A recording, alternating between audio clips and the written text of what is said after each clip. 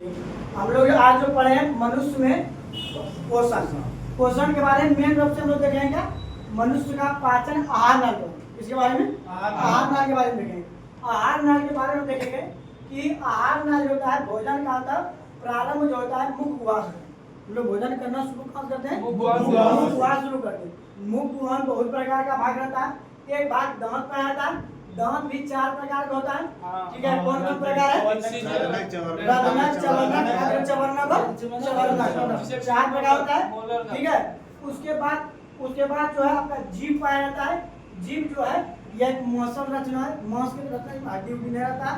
और जीभ का मेन काम है कि यह भोजन को मेन चीज पाचन के लिए भोजन को क्या करता है? मिक्स करता है। लार से मिक्स किसे मिलकर मिक्स करता है? लार से मिलाता है। और जब तक भोजन में लार नहीं मिलेगा तब तो आगे नहीं जाएगा। तो यही बताते हैं जीभ में होता है लार से मिक्स करता है। और याद रखिएगा मुख गुहा में तो एक लार ग्रंथि पाया जाता है। इसी को लार ग्रंथि को हम लोग क्या कहते हैं? लाला ग्रंथि से ही लार निकलता है। और ये चीज याद रखिएगा एक दिन में हमारे शरीर से 1 से 1.5 लीटर लार निकलता है। 1 से 1.5 लीटर लार का स्राव होता है। ठीक है, और लार का लाला ग्रंथि से ही क्या निकलता है? लार बोलिए या लाला रस बोलिए। आपसे क्वेश्चन पूछा जाएगा कि लाला रस या लाल होता है कौन सी ग्रंथि निकलता है? लाला ग्रंथि से या लाल ग्रंथि से। इतना नाम हम किसके बारे में देखें? मुख के बारे में। अब जो है धीरे धीरे क्या हुआ तो उसमें भोजन में लार मिक्स हो गया। लार मिक्स होने के बाद जो है यह भोजन धीरे धीरे अब आगे बढ़ते गया। आगे बढ़ने के साथ हमारा भोजन कहाँ गया? अमाशय में। कहाँ गया? अमाशय में। लेकिन अमाशय जोड़ने के पहले आपको एक चीज जानिएगा कि अमाशय वो जो भोजन ग्रास नली के माध्यम से अमाशय में गया तो गति किया जी, तो वह गति आपका कहलाएगा कौन सी गति? परमाणुकुंचन गति। ये आपका ग्रास नली है। और ग्रास नली का दूसरा नाम क्या है? दूसरा नाम क्या है? इसोफेगस। इसका दूसरा नाम क्या है? इसोफेगस है। और उसके बाद हमारा भोजन कहाँ गया? दूसरा स्टेप में। दूसरा स्टेप आपका भोजन अमाशय में। अमाशय में आने के बाद देखिए उससे पहले अमाशय में हमारा पाया जाता है HCl जिसको हाइड्रोक्लोरिक। और सबसे अधिक देर तक भोजन अमाशय में ठहरता है। सबसे अधिक देर तक भोजन अमाशय में ठहरता है। अमाशय में ठहरने के बाद कुछ होता है जीवाणुओं को होता है नष्ट करने का काम कौन करता है? HCl अम्ल करता है। और HCl अम्ल हमारे शरीर के किस भाग में पाया जाता है? अमाशय में पाया जाता है। और अमाशय से हम लोग आगे देखें कुछ क्वेश्चन लार से भी है, अमाशय भी देखते हैं। एंजाइम जो है वह जैव उत्प्रेरक क्या है? एंजाइम जैव उत्प्रेरक है। आगे सुनिए लार एंजाइम में एंजाइम में पाया जाता कौन सा एंजाइम? इमाइलेज। कौन पाया जाता है?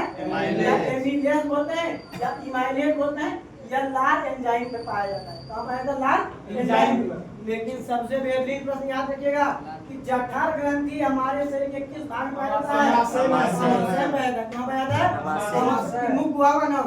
मुख गुहा का ग्रास नहीं बात अमाशय। खाना खाते हैं ना कि उच्चा हो, यही आपका कौन चीज है? अमाशय है। अमाशय में हाइड्रोक्लोरिक अम्ल रहता है। क्या रहता है? हाइड्रोक्लोरिक अम्ल रहता है। उसके बाद याद रखिएगा आंशिक रूप से हमारे अमाशय में प्रोटीन का पाचन करने के लिए कौन सा एंजाइम होता है? पेप्सिन। कौन सा एंजाइम? पेप्सिन। हालेगम में लीजिए सब क्वेश्चन बड़ी इंपॉर्टेंट क्वेश्चन है। पेप्सिन एंजाइम होता है।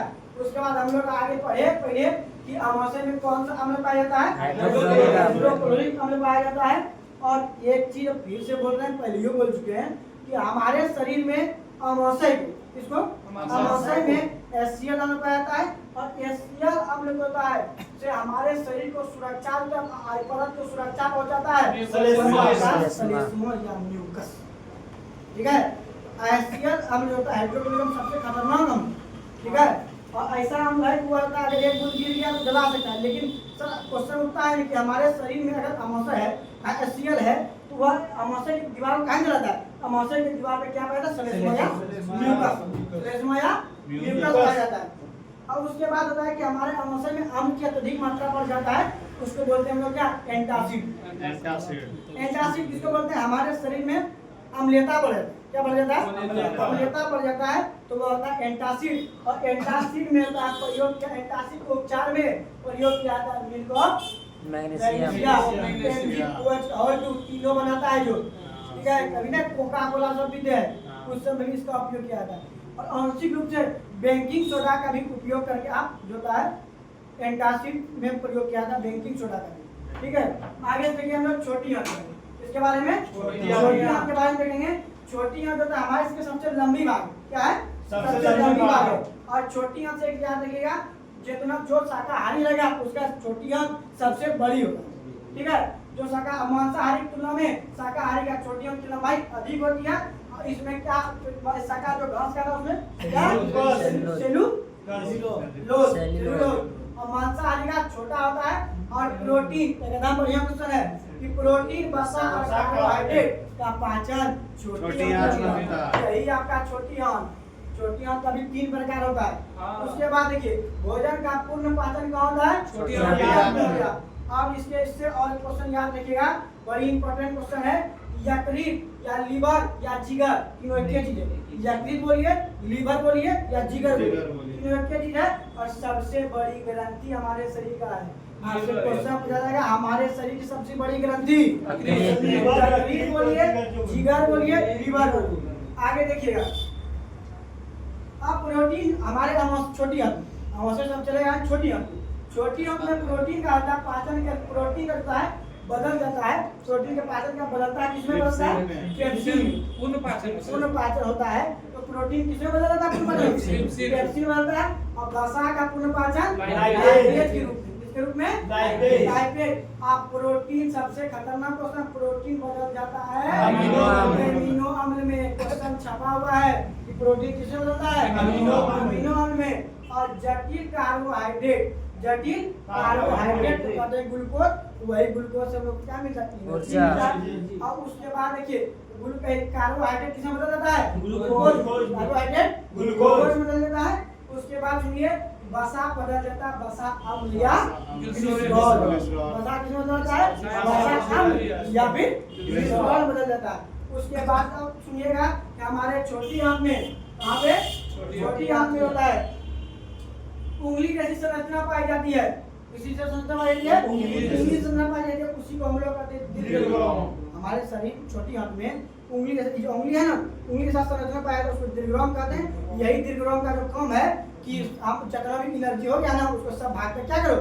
पहुंचा दो। जिस प्रकार से पेड़ पौधा में वो अजोता भोजन बनता पहुंचाने का काम कौन करता है? वही करता है, करता है ना। और जल का पहुंचाने का काम जायलम। उसी प्रकार हमारे शरीर में जो बनने का काम पहुंचाने का काम दीर्घरोम करता है। उसके बाद भोजन जो है चला है बड़ी आंत। तो जो मोटा मोटा देख रहे हैं, नाम से बड़ी है, वास्तव में बड़ी नहीं है। नाम से बड़ी है लेकिन वास्तव में बड़ी नहीं है। सबसे बड़ी है तो छोटी आंत। नाल का सबसे बड़ा भाग छोटी आंत। उसके बाद देखिए बड़ी आंत। बड़ी आंत जो होता है एकदम बड़ी आंत से क्वेश्चन छपेगा कि जल का अवशोषण हमारे शरीर के किस भाग में होता है? बड़ी आंत में। किसका अवशोषण?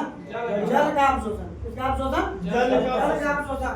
उसके बाद हम लोग गुदा के द्वारा अपशिष्ट जो है उसको हम लोग क्या करते हैं? शरीर से बाहर निकाल देते हैं। तो हम लोग स्टेप बाय स्टेप देखें भोजन का, स्टेप बाय स्टेप देखें। पहले कहाँ? मुख हुआ, उसके बाद अमाशय के बाद छोटी आंत के बड़ी आंत महाशय द्वारा बाहर। और 1 मिनट हम लोग देखें तो लास्ट में कि दांत का स्थित है। क्या देखे थे? हमारे शरीर में होता है दांत को जो होता है सुरक्षित रखने का काम कौन करता है? इनामेल। और इनामेल सबसे कठोर भाग होता है। और जब हम लोग खाना खाते हैं, चॉकलेट वगैरह खाते हैं, तो हमारे दांत के ऊपर क्या बैठ जाता है? आम्ल का परत बैठ जाता है। और फिर हम टूथपेस्ट के द्वारा छार के माध्यम दंतन करते हैं या छार के माध्यम से करते हैं। और कल का क्लास रहेगा आपका शोषण।